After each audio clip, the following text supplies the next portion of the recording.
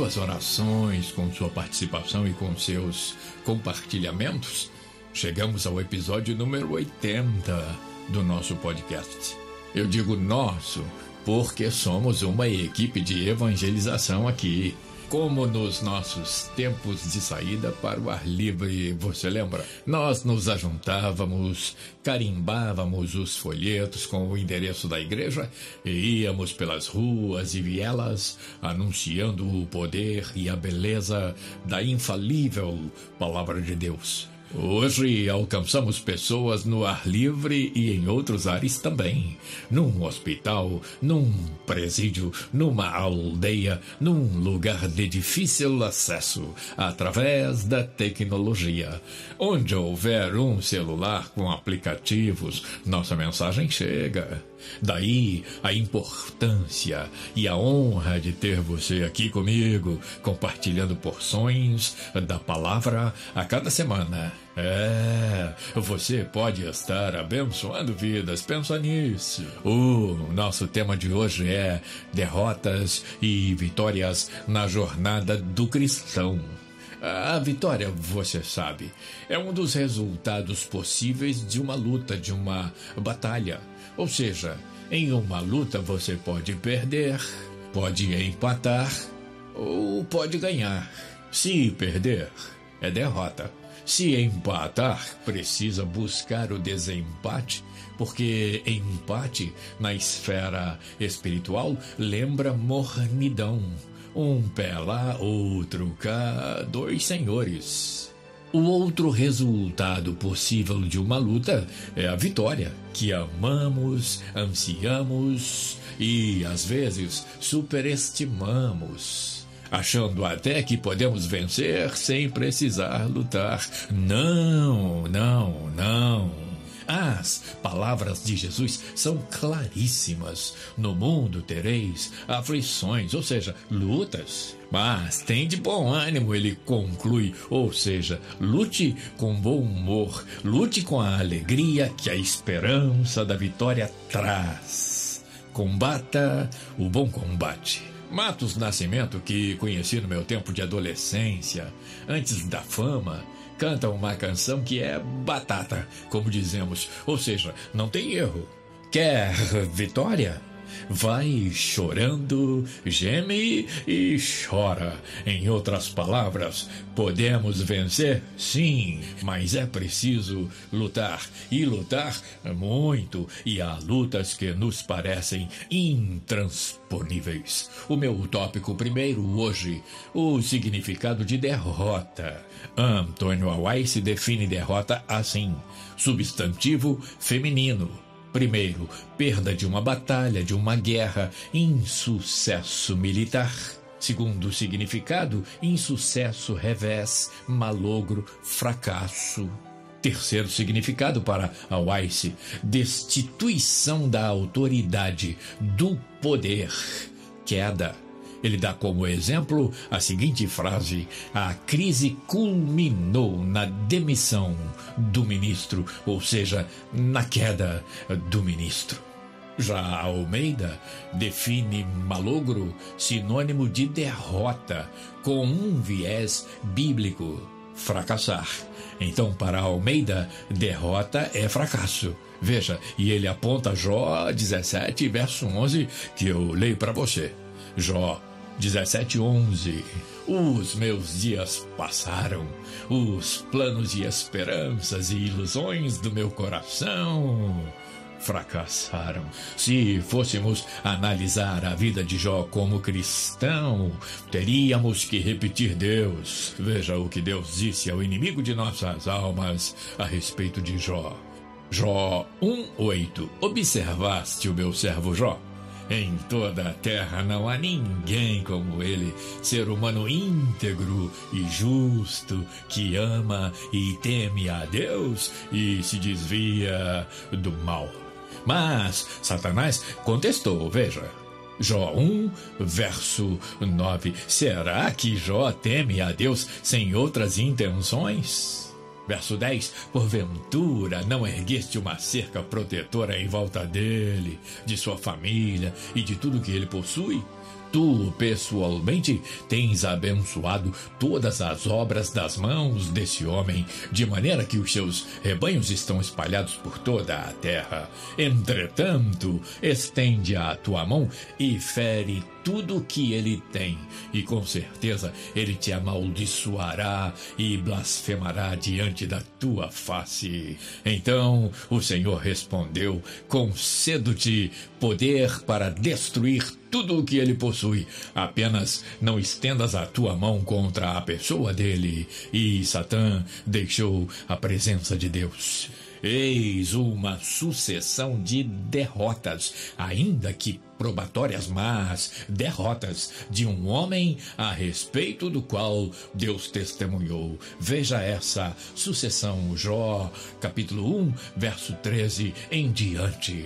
Certo dia, quando os filhos e as filhas de Jó estavam desfrutando de um banquete, comendo e bebendo vinho na casa do irmão mais velho, um mensageiro chegou trazendo a seguinte notícia a Jó: eis que teus bois estavam lavrando a terra e as jumentas pastavam perto deles. Então, repentinamente surgiram os sabeus e os atacaram e os levaram. Não obstante, eles ainda mataram teus servos ao fio da espada, e só eu consegui escapar para poder lhe contar o que aconteceu.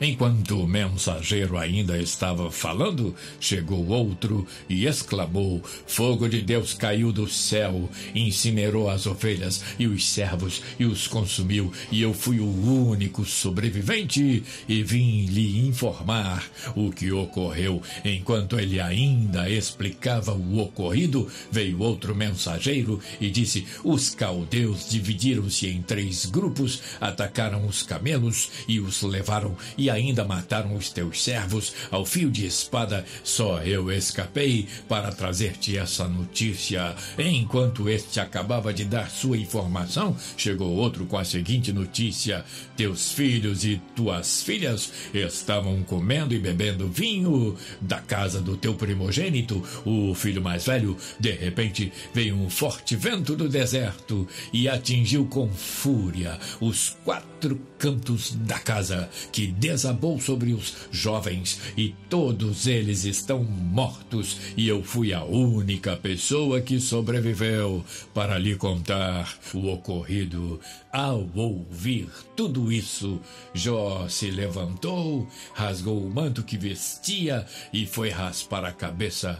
Logo em seguida, ajoelhou-se, encostando o rosto no chão, em sinal de humildade e adoração diante de Deus, e exclamou em oração: nu deixei o ventre da minha mãe, nu partirei da terra. O Senhor o deu, o Senhor o tomou, louvado seja o nome do Senhor. A grande arma de Jó, o seu grande segredo para transformar derrotas em vitórias, está em Jó 1, verso 22, que eu leio para você. E em todas as suas atitudes, Jó não errou, nem pecou, e também jamais culpou a Deus por revés algum. Quer saber? Se há um cristão que nos sirva de modelo, esse cristão é Jó. Nós exaltamos o seu caráter, sua postura e sua paciência em quase todos os cultos de nossas igrejas, em muitas conversas que travamos com irmãos e amigos em nossas famílias. Mas Jó sofreu rotundas derrotas. Meu tópico 2: derrotas históricas do povo de Deus. Se nos voltarmos para o povo de Israel, veremos que é o povo da promessa, o povo de vitórias memoráveis, o povo considerado a menina dos olhos de Deus. Zacarias 2:8 eu leio para você. Porque assim diz o Senhor dos Exércitos: Ele me enviou para buscar a sua glória entre as nações que saquearam vocês.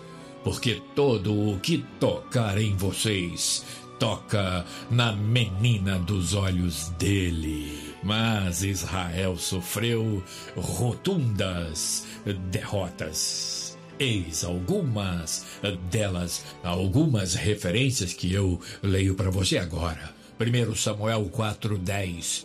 Então pelejaram os filisteus e Israel foi ferido e fugiram, cada um para a sua tenda. E foi tão grande o estrago que caíram de Israel 30.000 homens de pé.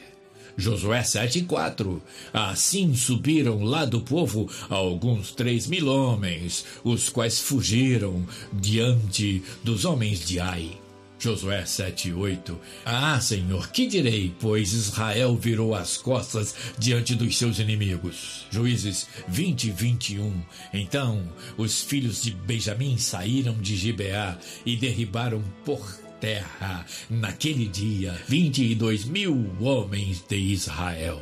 Juízes 20:25 também. Os de Benjamim, no dia seguinte, lhes saíram ao encontro fora de Gibeá e derribaram ainda por terra mais 18.000 homens, todos os que arrancavam a espada. Ainda mais 2 versículos. 2 Samuel 2:17. E seguiu-se naquele dia uma crua peleja, porém Abner e os homens de Israel foram feridos diante dos servos de Davi. 2 Samuel 18:7. E ali foi ferido o povo de Israel diante dos servos de Davi, e naquele mesmo dia houve ali uma grande derrota de 20.000. E não para por aí.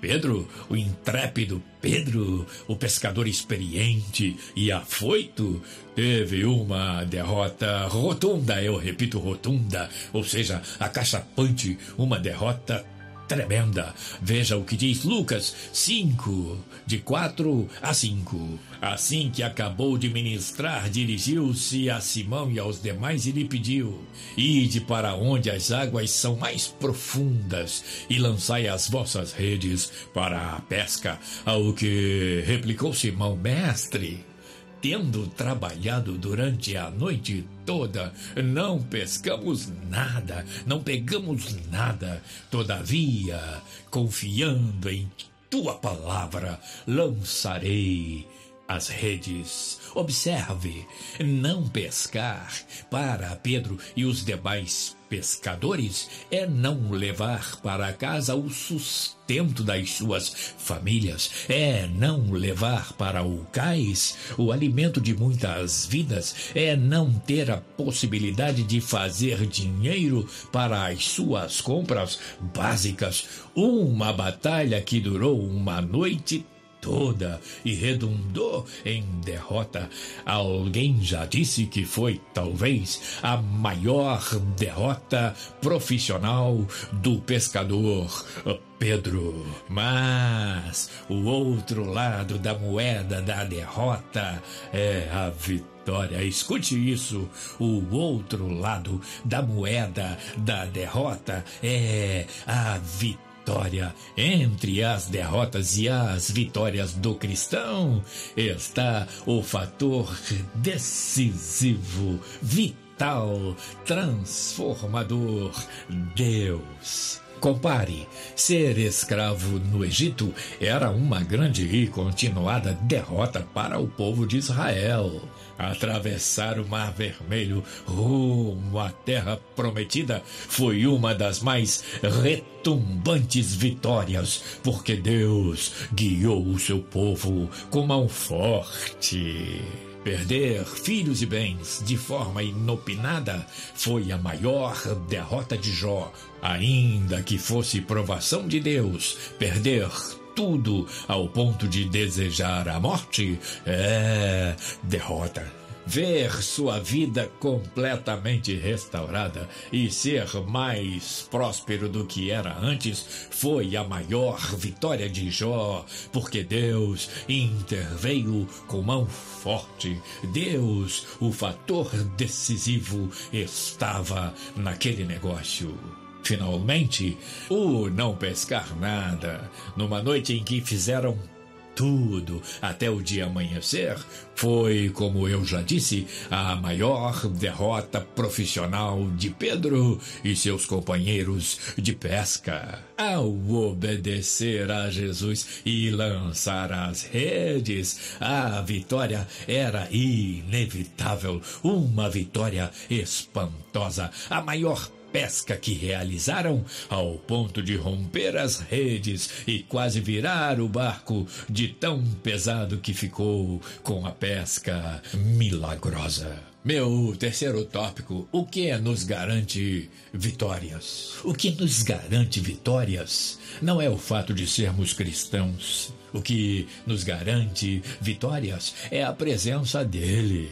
O que garante a presença dele é a nossa fé, é o nosso acreditar na sua orientação, fazer como ele ordena e esperar o resultado. Por quê? Porque tudo foi feito por ele e para ele. O mar é dele, os peixes são dele, os homens são dele, a direção de tudo é dele e é ele quem peleja por nós, e tudo que somos e temos vem dele. Daí as extraordinárias declarações de Josafá, segundo Crônicas 20:12, e Paulo, Filipenses 4:13. E elas são tão idênticas, essas sublimes, essas extraordinárias, essas verdadeiras declarações. Vejam, Josafá disse, segundo Crônicas 20:12, eu repito para você: ah, nosso Deus, não os julgarás,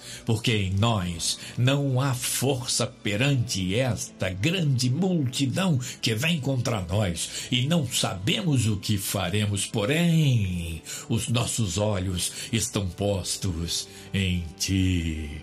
Veja Paulo quase que repetindo a mesma coisa, com menos palavras, com pouquíssimas palavras. Filipenses 4:13, tudo posso naquele que me fortalece. Mas esse tudo posso não significa posso ter e fazer tudo o que eu quiser, mesmo se for pecado.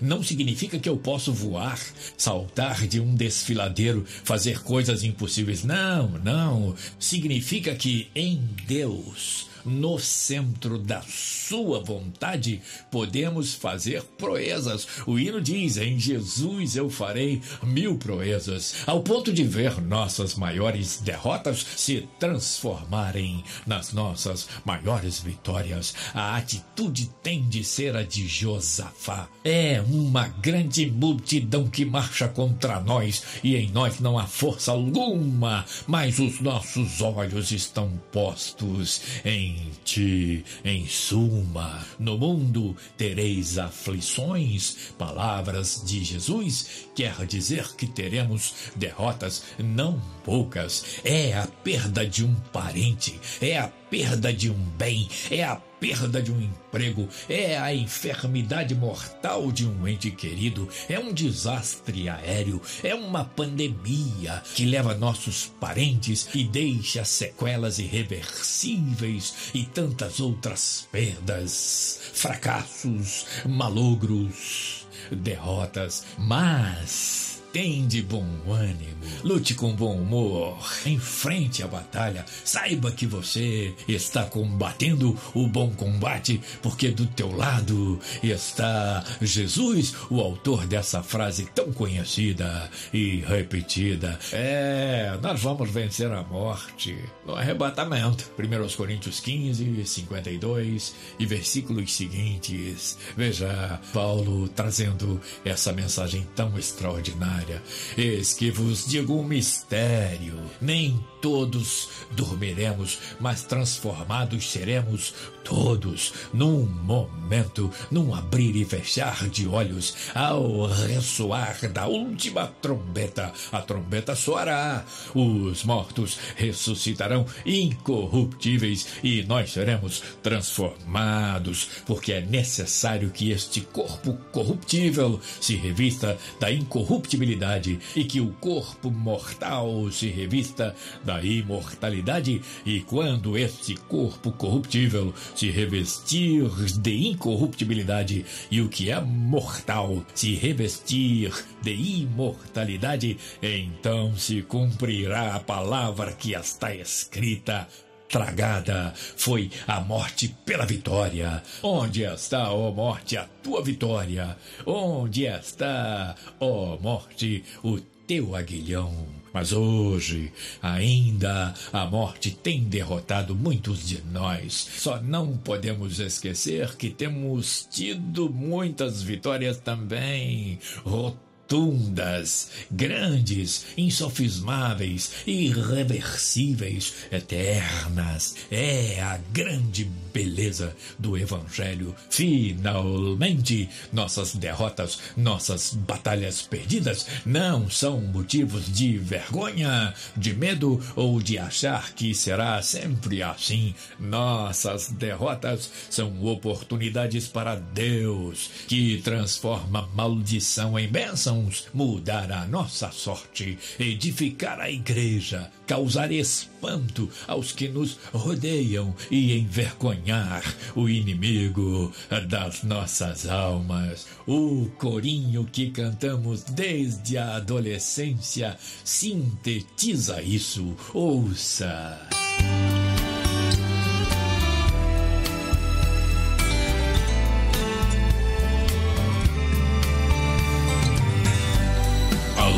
Vem e passa, não desanime não. Quem crê em Jesus Cristo já tem a salvação. Há crente que não quer passar tribulação, mas para entrar no céu é com luta, meu irmão. A luta vem e passa, não desanime não. Quem crê em Jesus Cristo já tem a salvação.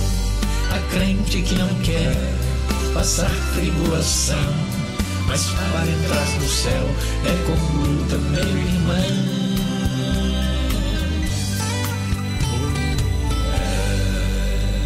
Tão simples, tão certo, tão verdadeiro.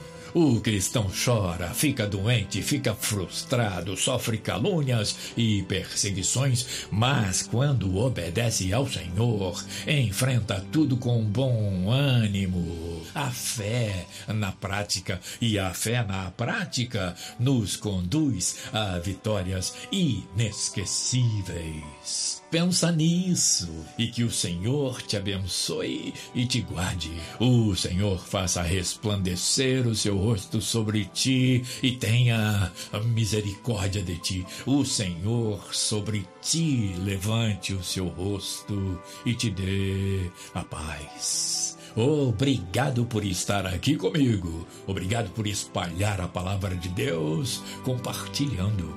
Até o próximo episódio, na semana que vem, se Deus quiser.